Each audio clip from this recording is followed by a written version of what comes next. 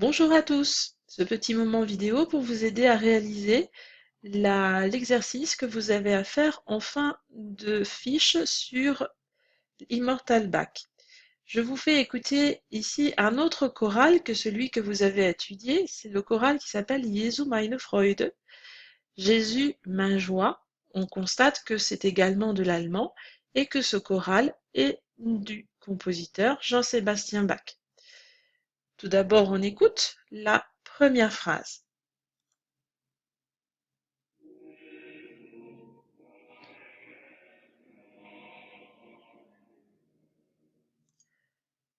Voilà, une phrase très très courte, je reviens un petit peu en arrière, pour vous montrer, pour vous expliquer comment elle est fabriquée cette phrase. Cette phrase, elle est fabriquée donc sur juste deux mesures, vous voyez, Jesu meine Freude, si, la, sol, fa, mi. La mélodie principale est chantée par les sopranos. Si, la, sol, fa, mi.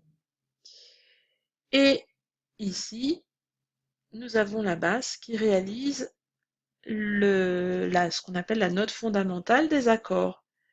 Mi, ré, do, si, la, si, mi. D'accord? On note que entre le soprano et la basse, regardez, les syllabes tombent en même temps. D'accord? C'est ce qui va nous permettre de dire que nous aurons une écriture verticale qui forme des accords. Hop. À chaque temps, on a un nouvel accord. Même si on a des petites notes de passage, on a un accord. Et même si on a ici un accord avec trois notes, en fait, il est complété par la blanche qui dure, d'accord, ici. Et ici, on arrive sur la dernière note qui constitue la respiration de la phrase. Il devrait y avoir ici un point d'orgue, un petit point avec un petit arc au-dessus. Entre deux, nous avons l'alto et le ténor qui vont faire les notes complétant notre accord. Donc, si l'on résume, le soprano fait la mélodie principale, la basse fait les notes de basse de l'accord, l'alto et le ténor complètent l'accord pour réaliser donc une écriture verticale.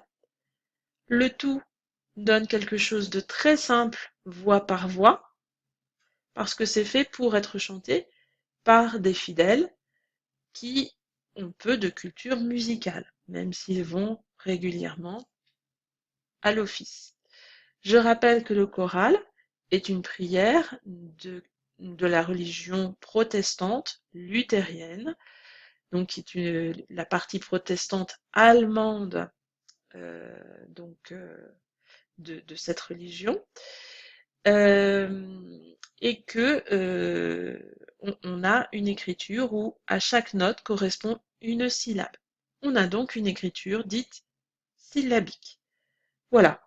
Eh bien, vous avez la totalité des mots de vocabulaire qu'il vous faut pour réaliser cet exercice. On réécoute cette première phrase, puis on va enchaîner les autres pour que vous puissiez bien comprendre le principe du choral. Première phrase.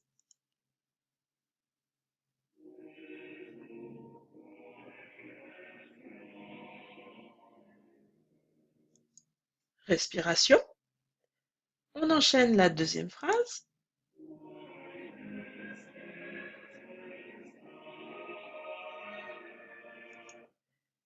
Puis arrive la troisième phrase.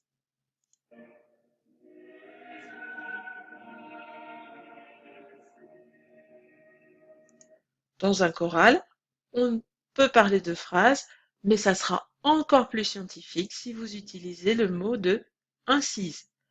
On a donc la première partie qui est séparée en trois incises de deux mesures chacune.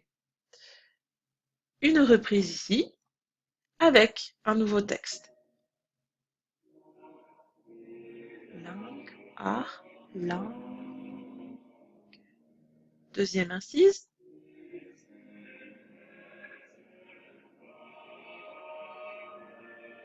troisième incise.